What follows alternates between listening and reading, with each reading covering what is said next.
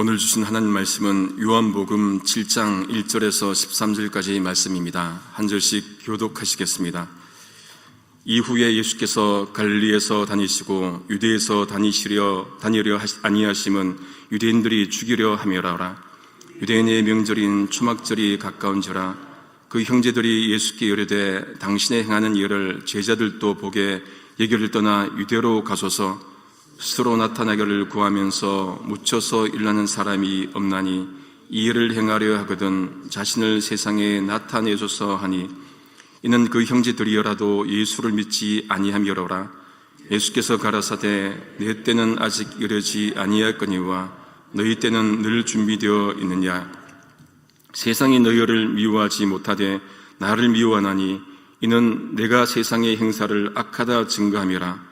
너희는 명절에 올라가라. 나는 내 때가 아직 차지 못하였으니 이 명절에 아직 올라가지 아니하노라. 이 말씀을 하시고 갈릴리에 머물러 계시니라. 그 형제들이 명절에 올라간 후 자기도 올라가시되 나타내지 않고 비밀히 하시니라. 명절 중에 유대인들이 예수를 찾으면서 그가 어디 있느냐 하고 예수께 대하여 무리 중에서 수군거림이 많아 혹은 좋은 사람이라 하며 혹은 아니라 무리를 미혹하게 한다 하나 같이 읽겠습니다. 그러나 유대인들을 두려워함으로 드러나게 그를 말한 자가 없더라. 아멘. 예수님께서는 자신이 생명의 떡이기에 먹고 믿으라고 하셨습니다. 반복해서 6장에서 말씀을 하셨습니다. 그 후에 유대인들이 예수님을 죽이려고 합니다. 예수님께서 어떻게 합니까? 유다 지방에는 더 이상 다니려 하지 않으시고 갈릴리로 가셔서 이제 사역을 이어가십니다. 이것은 그들이 두려워서가 아니라 이 땅에 오셔서 아직 할 일들이 남아있기 때문에 그렇게 하신 것이죠. 그러면 왜 갈릴리가 유대 지방보다 어떤 면에서 더 안전했을까요? 아무래도 갈릴리는 예수님의 사역의 중심지였기 때문에 그랬을 겁니다. 예수님은 유대 베들레헴에서 태어났지만은 그러나 갈릴리 나사렛에서 자라셨고 또 거기서 주로 제자들을 모으셨지요. 예수님이 첫 번째 기적 다 아시죠? 물로 포도주를 변화시키는 것, 첫 번째 잔치, 혼인잔치에서 했던 그것이 어디서 나타났습니까? 갈릴리 가나였습니다. 그리고 우리가 6장에서 봤던 오병이어 사건 어디서 나타났습니까? 갈릴리 지역에서 했던 사역이었습니다. 그러니 그 사역들을 보고 예수님을 따른 무리가 많았겠죠. 반면에 유대 지역에서는 어떻게 했습니까? 주로 예루살렘에서 했던 것은 유대 지도자들을 비판한 것이었습니다. 예수님이 성전 정화를 하셨죠. 장사한 사람들을 엎어버렸습니다. 누가 좋아하겠습니까? 또 예루살렘 그 베데스다 연못가에서 안식일에 38년 된 병자를 고쳐줍니다. 그러니 유대인들이 어떻게 합니까? 죽이려고 했던 것입니다. 그래서 유대에서는 주로 종교 지도자들과 논쟁하고 싸우고 하니까 더 이상 거기에 있지 않으시고 갈릴리로 이제 이어가셨습니다. 이제 유대인 명절인 초막절이 가까우자 예수님의 형제들, 동생들이 예수님께 이렇게 권면합니다. 당신이 행하는 일을 제자들도 다른 사람도 보도록 그렇게 예결을 떠나서 유대로 가십시오. 그렇게 권면하시오. 유대인들은 3대 절기 유월절, 오순절, 초막절에 예루살렘으로 올라가지 않았습니까? 거기에 형제들이 덧붙입니다. 4절 세 번역입니다. 알려지기를 바라면서 숨어서 일하는 사람은 없습니다. 형님이 이런 일을 하는 바에는 자기를 세상에 드러내십시오. 한마디로 말하면 뭘 말합니까? 이런 작은 촌동네에 있지 말고 큰 도시, 대도시로 가서 사역을 이어가십시오. 그런 얘기죠. 그러면은 더 많은 사람이 따를 것 아닙니까? 그런 말이었습니다. 한국으로 치면은 촌동네에 있지 말고 작은 안동에 있지 말고 여수에 있지 말고 서산에 있지 말고 서울로 가서 한번 이름 내보십시오. 그런 말이죠. 형제들은 맏형이 큰 형이 정말로 큰 도시 가서 이름 내고 성공하면은 가문에도 영광이고 자신을 또 출세할 길이 열리니까 그렇게 고민한 겁니다. 서울이 고향이 아니신 분들은 지방 사람들이 서울에 대한 로망을 갖고 있다는 걸 잘 모를 겁니다. 저도 고등학교 때까지는 서울을 못 가봤어요. 서울 한번 가봤으면, 그런 생각들을 많이 했는데 이게 바로 그런 모습일 겁니다. 한국 전쟁 직후에 미국으로 오셨고 두류대학에서 조직신학을 가르쳤던 이정용 박사님이 계십니다. 그가 쓴 책이 마시넬러티예요. 작다는 뜻인데 이 책의 키워드는 주변성입니다. 이렇게 말합니다. 우리가 중심을 찾는 이유는 그것이 지배자의 지배의 자리, 안전한 위치라고 생각하기 때문이다. 아무도 가장자리에 있고 싶어하지 않는다. 그러면서 예수님은 그러지 않았다고 이렇게 말합니다. 그래서 예수는 진정 최고의 주변부 사람이었다. 그는 슬픔과 애통과 사랑의 사람이었다. 사랑 속에서 살고 죽었으며 사랑을 가르쳤다. 율법과 제도만 따라 사는 사람들은 그를 알지 못했다. 종종 제자들도 그를 오해했다. 이런 오해와 편견이 예수를 거절하고 조롱하게 만들었고 기어이 십자가로 내몰았다. 예수님은 화려한 세상 권력을 추구하는 것이 아니라 주변으로 오셨고 주변에서 하나님 역사를 만들어 가셨습니다. 예수님의 형제들이 예수님께서 권한 그 말이 나쁜 의도가 아니잖아요, 어떤 면에서. 그런데 성경은 그들이 그렇게 말한 이유를 이렇게 설명합니다. 5절 세 번역입니다. 예수의 형제들까지도 예수를 믿지 않았기 때문이다. 그러니까 예수님의 형제들도 예수님이 진정으로 누군지 몰랐다는 거예요. 그러니까 예수님께 큰 도시로 가서 한번 출세해 보십시오, 그 말 아니었습니까? 주변에 있지 말고 대도시로 가십시오. 예수님이 구주인 줄 모르고. 형제들조차도 예수님 누군지 모르는데 우리는 예수님을 구주로 고백하지요. 얼마나 감사한 일입니까? 우리는 그의 친족도 아니고 형제도 아니고 같은 민족도 아니고 이방 민족인데, 그런데 예수님 믿고 매주 예배드리고 수요일도 예배드리고 새벽기도 나와서 예배드리고 이렇게 함께 예수님을 구주로 고백하고 살아가니 얼마나 다행한 일이고 얼마나 감사한 일인지 모르죠. 그러니 비록 세상에서 우리가 권력을 갖고 있지 않다 하더라도, 명예와 지위와 어떤 부를 갖고 있지 않다 하더라도 생명의 떡이신 예수님을 받아들이고 구주로 고백하는 것 그 자체가 이게 복된 인생이죠. 다른 것보다도 이것 자체가 영생을 맛보고 살아가니 이것보다 감사한 일이 어디에 있겠습니까? 형제들의 권유에 대해서 예수님이 말씀을 합니다. 6절에 보면은 내 때는 아직 오지 않았다. 그런데 너희 때는 늘 준비되어 있다. 그렇게 말씀합니다. 무슨 말입니까? 예수님이 말씀하시는 내 때는 언제입니까? 예수님은 십자가에 죽으실 그때를 말씀을 하신 것이죠. 이 땅에 예수님께서 오신 궁극적 목적은 부를 얻기 위함도 아니고 명예를 얻기 위함도 아니고 무엇입니까? 우리의 죄를 위해서 십자가에 죽으시는 그것 위해서 오셨습니다. 그때가 아직 아니다. 반면에 너희 때는 뭡니까? 일반적 사람들의 때예요. 그건 항상 있으니까 그때를 말씀합니다. 우리가 살아가면서 우리의 시간대와 하나님의 시간대가 다를 때가 있죠. 이게 엇박자가 날 때 우리는 좀 불평합니다. 먼저 하나님의 시간대가 우리 시간대보다 느릴 때, 우리가 직장을 구하거나 대학을 소식을 구하거나 또 좋은 소식을 기다릴 때 늦을 때가 있단 말이에요. 그럼 우리가 어떻게 합니까? 하나님 왜 이리 늦으십니까? 좀 빨리 해 주십시오. 그렇게 불평하지요. 반대로 하나님의 시간대가 우리 시간대보다 빠를 때, 사랑하는 가족을 먼저 보낼 때 아직 아닌데 하나님 왜 이리 빠르신가요? 좀 천천히 하세요. 그렇게 불평하기도 합니다. 그러나 하나님의 시간대와 우리 시간대가 다를 때 배우는 것이 있죠. 하나님의 시간대가 우리 시간대보다 늦을 때 뭘 배웁니까? 기다림과 인내를 배우고, 하나님의 시간대가 우리 시간대보다 빠를 때 시간은 우리 소관이 아니구나, 하나님께서 주관하시는 거를 우리가 배우게 됩니다. 예수님은 예수님의 때를 준비하시기 위해서, 다시 말해서 하나님 때를 만들어가기 위해서 세상의 시간을 거슬러서 사셨습니다. 예수님은 예수님의 때를 준비하기 위해서 세상의 가치관을 거역하셨습니다. 예수님은 예수님의 때를 준비하기 위해서 세상의 잘못을 지적하셨습니다. 그러니 돌아온 것이 무엇입니까? 칭찬이 아니고 미움이었습니다. 주님 말씀합니다. 7절에 세상이 너희를 미워하지 않지만은 나를 미워한다. 그 이유를 무엇이랍니까? 세상이 하는 일을 내가 악하다고 말했기 때문에. 세상이 순응하면은 세상이 미워할 리가 없지요. 세상 가치관 따라가면은 세상이 왜 미워하겠습니까? 순리대로 가는데 그건 세상 가치관이죠. 그런데 예수님은 세상 가치관 따라간 게 아니고 거슬러서 가니까 이게 걸리는 거예요.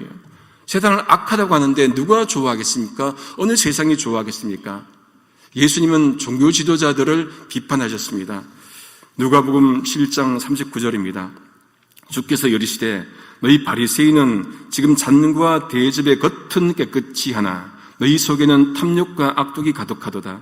어리석은 자들아 겉을 만드신 이가 속도 만들지 아니하셨느냐. 지금 예수님은 바리새인들을 비판을 하면서 겉과 속이 다른 모습, 표리 부동한 모습을 지적합니다. 속으로 감추인 그 검은 속내, 검은 야망들을 드러내신 거예요.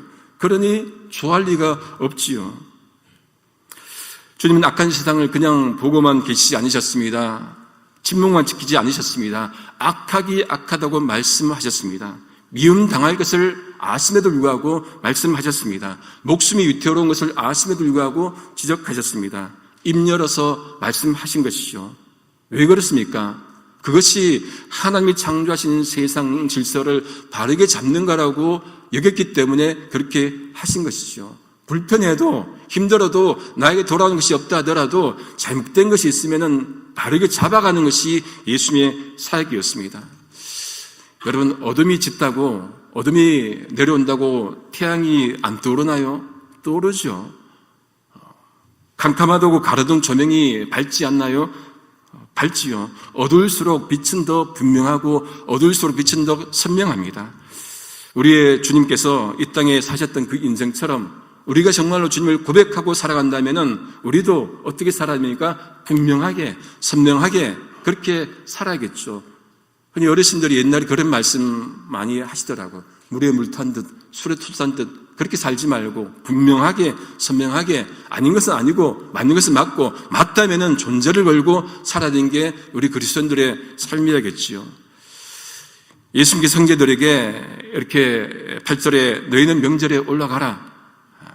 나는 내 때가 아직 차지 못하였으니 이 명절에 올라가지 않겠다. 그렇게 말씀을 하십니다. 갈릴리에 머무시죠.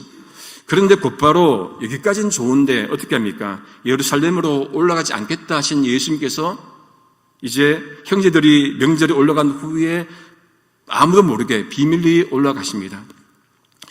왜 모르게 올라가셨을까요? 앞뒤가 좀 맞지 않잖아요. 그러면 좀 고민을 해봐야 됩니다. 예수님께서는 공개적으로 드러내놓고 가게를 원치 않으셨던 것 같습니다. 지금 유대인들은 호시탐탐 노리고 있지요. 예수님을 어떻게 해요? 잡아 죽이려고, 눈에 띄면 잡으려고 호시탐탐 기다리고 있는데 공개적으로 가면 안 되기에 그렇게 몰래 가신 겁니다. 아직 하나님 때가 오지 않았기 때문에 숨기고 가는 것이죠. 두려워서 피한 것이 아니에요. 두려워서 피했다면 아예 가지 않았겠죠. 그리고 두려워서 했다면 형제들과 함께 무리져서 갔겠죠. 그런데 주님은 하나님의 뜻을 이루기 위해서 비밀리에 홀로 가셨습니다. 여러분, 우리가 인생길 살아가는데 좋은 공동체를 만나서, 믿음의 공동체를 만나서 함께 속내를 같이 나누고 아픔을 나누고 함께 더불어 살아가는 것 너무너무 좋습니다. 좋은 공동체를 만나야 합니다. 그런데 우리는 결국에는 하나님 앞에 단독자로 서는 존재들입니다. 우리는 죽음도 혼자 만나야 되고 심판대 앞에도 혼자 서야 합니다. 그 모든 것들을 홀로 감당해야 됩니다. 그 연습을 우리가 이 땅에서 홀로 믿음의 길을 걸어가는 그 연습들을 해야 된다는 것이죠. 홀로 예루살렘으로 가신 예수님, 우리도 그 길 따라 간다면은 함께 형제들이 있지만은 홀로 가는 그 마음들, 그 연습들을 꾸준히 해야 할 것입니다.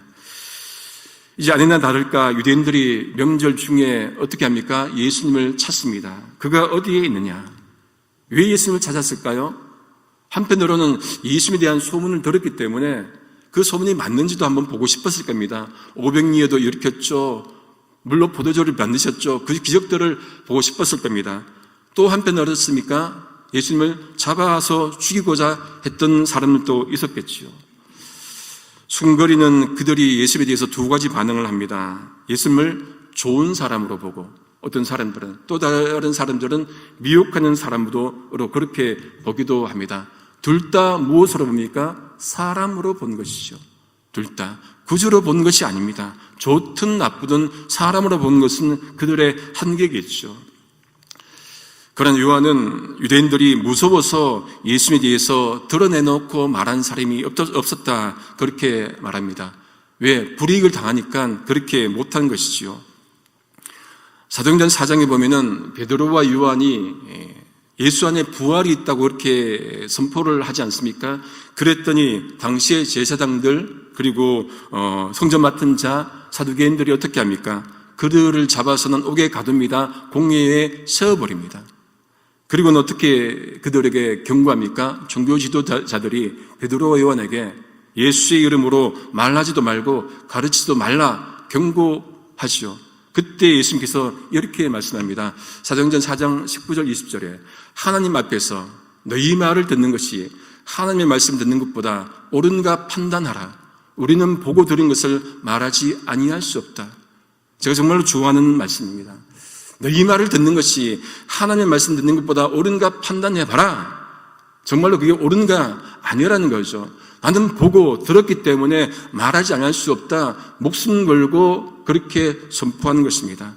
종교 지도자들을 두려워하는 것이 아니라 그들을 두려워했다면 말하지 않았겠죠. 그런데 베드로와 요한은 하나님만 두려웠기 때문에 담대하게 선포한 것입니다. 왜요? 그들이 두렵지가 않은 거예요. 우리는 어떻습니까? 세상 권력과 사람들의 시선이 두렵습니까? 그것 두려워하지 말고 하나님만 두려워해야 거기에 진정한 자유가 있을 것입니다. 말씀을 정리합니다. 최근에 화제된 영상인데 한 외국인이 LA 공항에서 한국의 유명한 목사님 영상을 찍어서 논란이 되었죠.